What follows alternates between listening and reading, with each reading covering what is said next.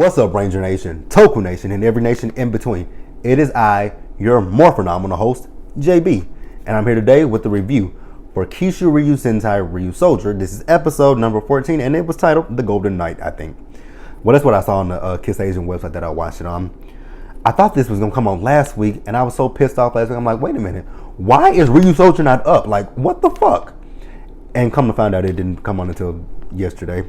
So, without further ado, you guys, we're just going to go ahead and just jump right into this week's episode. And mind you, my notes might not be that good because I was watching it at work and I actually literally hand wrote my notes. So it might not be the best review, but, you know, just stick around and we'll get through it. All right, you guys. So the episode opens. We see Weisel and Crayon, and they are decorating their, their new hangout, their new hideout. So then you can hear footsteps just, coming down to where they are, and Crayon notices it as well. So then there's a new monster, a new Doridon, whatever you want to call him. He shows up. I didn't understand what his name was, so I'm gonna call him G for right now until I actually learn what his name is. So, he wants to know, like, what are y'all doing here? Crayon is like, we're decorating. He was like, if y'all have enough time to decorate, excuse me, y'all.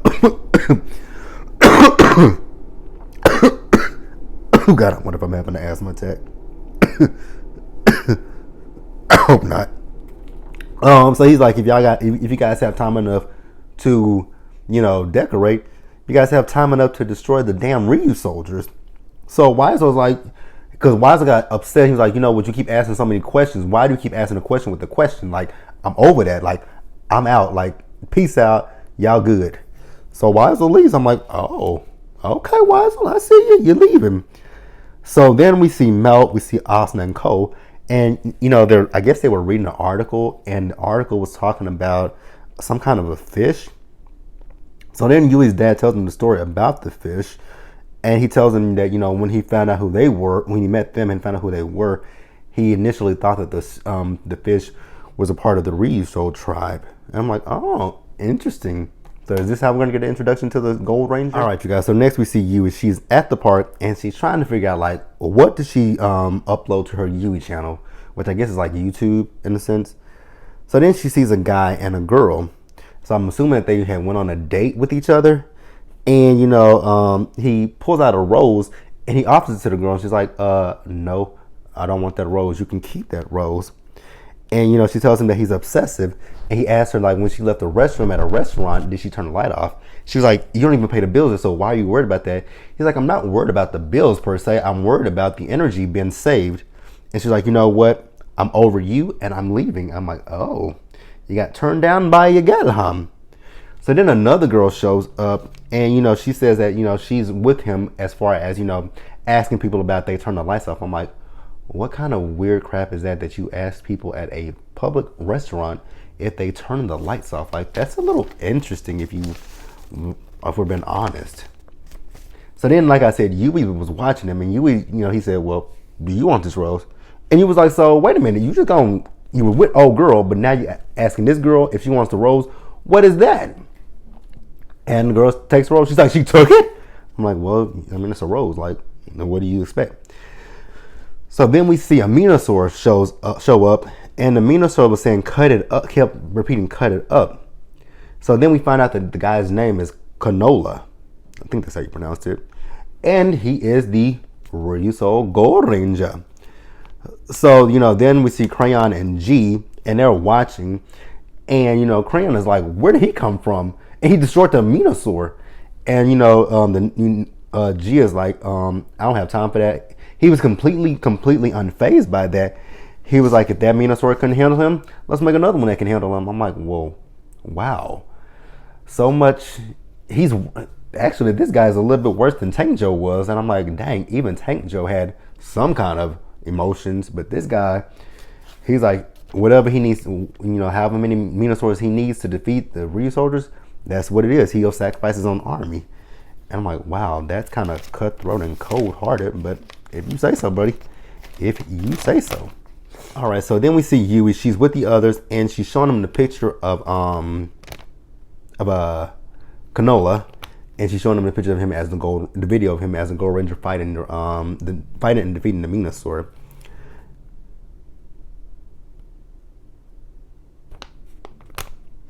Okay. So then we go back to the park. So Akane, I think that's her name, and Kanola are hitting it off. But then up walks a guy, and he's like, "What are you doing here with him?" And Kanola was like, "Who are you?" He's like, "I'm her boyfriend." And she was like, I'm like, dang. So you got a whole boyfriend, but you sitting right here flirting with this dude and accepting roses from him like the Bachelor? Like, okay. I think his name is Kazuma. And I'm like, well, dang. So then she leaves with him. He starts to fall down in pain. I'm like, oh my God. I figured it out immediately.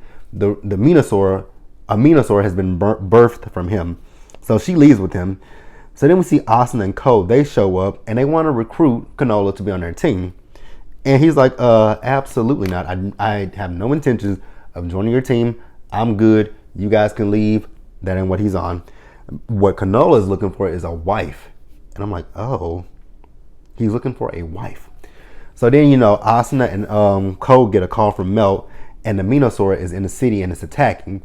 Well, the Minosaur is fighting with Melt, and then we see Asuna, Cole, Bamba, and Toa. They show up to, help Melt fight the Minosaur. So when they start to fight the Minosaur, he has the power of water. So, he's using that, and then Cole uses his, blazing his the one, the key that has the fire. And I'm like, I was kind of confused because I'm like, water trumps fire, right? Why would you use flames against fire? Why would you use flames against water? The water is going to put out the fire. I was really flabbergasted about it. I'm like, that's elementary to know that water will supersede the fire. But whatever. So then we see Creon and G. Creon is watching as the Minosaur is getting the best of the Ryusoulgers, and Creon is proud of his work. So then G tells Creon, he was like, so what I need you to do is I need you to make me 500 of that Minosaur to combat the Ryusoulgers. And Creon is like, what? Are you crazy? Like, I can't do that. And in this episode, I felt so bad for Creon. Like, I really felt bad for him. And I'm going to get into that in just a few minutes, why I felt bad for him. Okay, so next we got Kanola. He shows up to Kane's, I guess that's her home with her boyfriend. And we find out that her boyfriend is the Minosaur. So, he tells her that she's too good for him because he looks around and he sees fancy watches. And she's like, yeah, because he wants to open up a club. So he feels like he has to dress up like that in order to, I guess, get clients or something. I wasn't 100% certain of where they were going with that. But, she said that's what she got to do. So then we see the others and they are discussing the Minosaur. And, we see Kanola. He's listening to them. So, again, they're trying to figure out what to do to combat the Minosaur since none of their attacks can, phase him with the power of water. And I'm just thinking to myself again, like, why would we use fire against water? That's not smart at all. Again, water trumps fire. But I guess, I don't know. I don't know who taught them, but damn, that wasn't smart. So Cole says, what, we need to track it down and we need to beat it. Like, no ifs, ands, or buts about it. So then we see Creon at the hideout and, he's draining himself of the slime. And at this point, he's kind of weak. And G doesn't even care the fact that Creon is weak. And I'm like, your dude right here who's making your Minosaurs, he's passing out and you don't really give a shit. Like, that's crazy that you don't care about your man over here passing out. Like, all he wants to do is just make 500 Minosaur so that way he can use them to draw out the Ryusoulgers. Like, okay, I get what your plan is, but you're killing your dude. And if you kill him, what are you going to do about the Minosaurs? He's the one who creates the Minosaur. So what are you going to do if you lose your buddy right here? So what he wants to do is he wants he wants to rain the fluid all over the city. And I'm like, okay, I get that. But again, Creon, look at dude right here. He's kind of pale, although he's green, but he's palish. So then we see the Ryu soldiers. They intercept the Venusaur, and then they start to battle him again. And he uses his water. He uses his water thing, and then once again, it's just too much for them. So then he kind of disappears for a little bit, but he resurges and he just takes him out. I'm like, again, watch her. Think of something that can. I mean, there's not. Only thing that can combat water is electricity, because when you put electricity with water, it shocks you. But I mean, that's the only thing. But I'm like, he's getting the best of them, and they can't come up with anything at this point. All right, so then we see poor Creon. He's walking up some steps with the slime that he has, and he is, like I said, Creon is draining. You can clearly see it in him. And so we see the Ryusoulgers. They are still getting their asses beat by the Venusaur. But Cole's like, you know what? We cannot give up. That's not what we're gonna do. So then we see Canola shows up to help. He's telling them, they're like, you showed up. He's like, yeah, I showed up, but I didn't show up to help you guys. I came to help Akane, because he knows that her boyfriend is the Venusaur. So like, yeah, I'm not here to help y'all. Forget what y'all own. I'm here to help her. And I'm like, but you're here to help her, but you still can't be with her. Which he knows that, but okay. So then he transforms. So he starts blasting at the Venusaur, and then G calls on the Doridons. So the Doridons come up, and Canola takes the Doridons out. And so he, like I said, he defeats the Venusaur. He does eventually defeat the Venusaur because, again, like I said, water is a conductor for electricity, and that's what helped him defeat the Venusaur. So then G, he's upset at Creon because he's like, where are my Venusaurs? Again, Creon has passed out because Creon is what? Drained and exhausted. But again, G does not give a shit about that at this point. So then the others, they find Canola, and so the new actually before the G shows up, they're talking about let's be a team. He's like, I don't want to be a team with you guys. What I want to do is I want to find a wife.